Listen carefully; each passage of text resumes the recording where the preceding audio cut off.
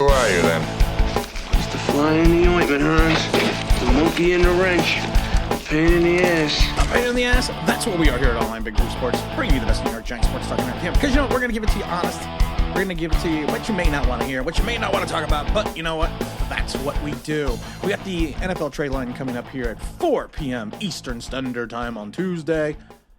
I don't see the Giants being players. I would be surprised if the Schoen made a move. He's got a little over $2 million in cap space. And I think what a lot of fans seem to forget, and I've talked about this a million times, when you sign a veteran to the practice squad, you sign him for the practice squad salary. And I believe the highest practice squad salary is like $18,000 a week. It can be up to like $6,000 or $18,000. I don't remember the exact numbers. But what happens at that point in time is when they are elevated to the active roster, they are automatically given the veteran minimum. So that means that $18K or $5K or whatever you're giving them automatically transfers into the veteran minimum, which can be up to $1.9 million. And that automatically goes against the salary cap. So at one point in the time, the Giants had $5 million. They gained about $700,000 with the Kadarius Toney trade. But with everything they did with veterans that they brought in, they're down to $2 million now. So that's going to be an issue. And everyone's talking about the Jerry Jeudy trade of the Broncos. Well, first of all, who said that the Broncos are going to trade Jeudy? The Broncos just won in London. They still have playoff aspirations, you know, and it's going to be the fact that he's 23 years old. He's not going to come cheap. He's due about $1 million, I think, this year for the remainder of the season, and he's only got a $2.6 million cap hit. But will the Schoen turn around and try to trade those assets? Trade those valuable draft assets, because that's how he's building this team. That's how he's building the team with Kayvon Thibodeau and Evan Neal and Wan'Dale Robinson and big old Joshua and Bellinger and Belton. He's building it through the draft. So the question is going to be, is he going to change his modus operandi to fulfill a need that, you know, some say we need, I say we don't. I need a tight end. I need a linebacker. That's what I need, because of the fact that we are not a pass-first team. We are not. And we're not going to be. We are a run-heavy team. We're a read option running team with this quarterback. So going out and spending this type of draft capital on a wide receiver who has got, you know, who while has talent, has injury issues, has a little bit of a malcontent, a little bit truculent with the media, and then go out and get him as well. Then everyone wants to go out and get Cooks. Cooks is, you know, he's with the Texans. He has 6 seasons with over 1,000 yards. The Texans, are they headed to the playoffs? No, they're not. He's 29 years old and he's under contract for $18 million in 2023. No, it's not happening. Chase Claiborne. People are talking about Chase from the Steelers. It's not happening. Chase is not going to happen either. He's not happening either. You talk about Odell Beckham. Odell Beckham's not going to be ready till December, if the earliest. We're always talking about, you know, players that we want to bring in, but I just don't see the linebacker situation being one of them. The one player I do see, which makes sense and is going to be available, is a linebacker, is Corey Littleton. Corey Littleton, whose career has kind of petered out after his big free agency signing, and then he dropped over to the Raiders, and he dropped over to the Panthers. He's a good cover linebacker. He would actually. Corey Littleton would actually make sense for this team. I mean, will it happen? I don't know, to be honest. I'm actually looking up Corey's contract right now because I don't even know what Corey's contract is. But he's a good cover guy. He's on a 1-year deal with $2.6 million, so he's probably owed $1 million for the rest of the season. And like I said, Corey was a guy that I actually liked when he came out. He came out the same year as Blake Martinez. He came out that same year. He signed the contract with the Raiders for 3 years, $35.25 million. He's a good coverage tight end. He really is. He's a good coverage guy. And that is something that is lacking in reference to the Giants in regards to recovering the tight end and covering the running back out of the backfield. Is he going to be that guy that he was back with the Rams in 2018 when he had 125 and then he had 134? That big year, his big contract year in 19 with the Rams? No.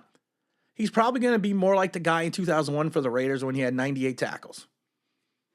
That would make more sense than going out and getting a guy for a quarterback who is probably not going to be here next year because of the fact that you're going to be looking at you're more likely looking in the draft to replace Daniel Jones. I mean, like I said, everyone can have and I'm going to say it over and over again. You can have the love affair with Daniel Jones. That's fine. But his stats against Seattle were basically identical to his other stats in the 7 games prior to that. They're the same stats. The difference was the ball didn't bounce our way, and we couldn't run. And I loved it, like I said, because people have said it before. If you spend all your time complaining about your wide receivers and your offensive line, you don't have a quarterback. Because there's been plenty of quarterbacks who have elevated their wide receivers. And I've said this a million times before. Look at Eli Manning. What wide receiver left Eli Manning and prospered? It took Odell Beckham years to prosper. But what receiver left the Giants after being with Eli, hooked onto another team, and was phenomenal? Nobody. That tells you something. So your quarterback makes your wide receivers better. Your quarterback creates a throwing window and throws your wide receivers open in this league. This is not college. And I don't know how else to say that. It's not college. And it's not a slight against Daniel Jones. It's just Daniel Jones' talent level. I posted the video what Kurt Warner did a couple days ago because I think it's a great video of breaking down both Daniel Jones and Zach Wilson from the perspective of a Hall of Fame Super Bowl winning quarterback who went to the Super Bowl 3 times. It's not coming from me. It's not coming from someone else on YouTube or Twitter or Instagram. It's from a guy who did it and did it at the highest level and can properly evaluate quarterback talent. So you don't want to go out there and waste your draft capital on a wide receiver when that is not the way your team is put together. You do need to find a linebacker. You do need to find a coverage linebacker who can help maintain the edge when the other team runs off tackle. Because right now we're not setting the edge. Our ends are not setting the edge, and our linebackers are not helping our ends in regards to setting the edge against the run. And I get concerned because of the fact that we talked about it before. We're going to talk about it after trade. Like Kafka needs to start making some adjustments because, like I said, this far into the season, at 8 games into the season, the league is starting to adjust to what the Giants are doing offensively. So I'm hoping that Kafka and Dable during this bye week are sitting down right now and saying, okay, these are the things that we need to do differently on offense. Because the offense is still anemic, and it's not just because of a wide receiver. You get a wide receiver that's not, unless you're getting unless Jerry Rice is coming out of retirement and he's going to go back to his prime, no one you get is going to help turn around this Giants offense.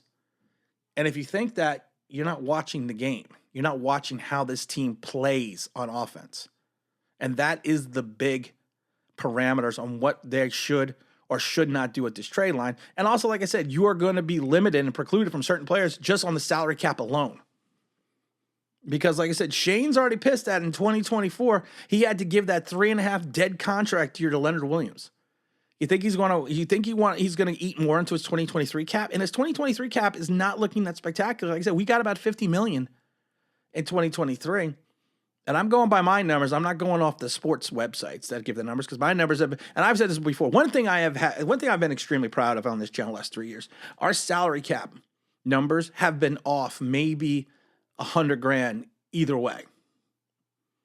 And I've always prided myself in reference to our salary cap numbers because we've worked with the salary cap. We have been in the rooms where salary caps are being worked for NFL teams. So I understand the salary caps. That's the one thing I can truly say I'm extremely proud about with this channel, that when we talk about salary cap, we know what we're talking about.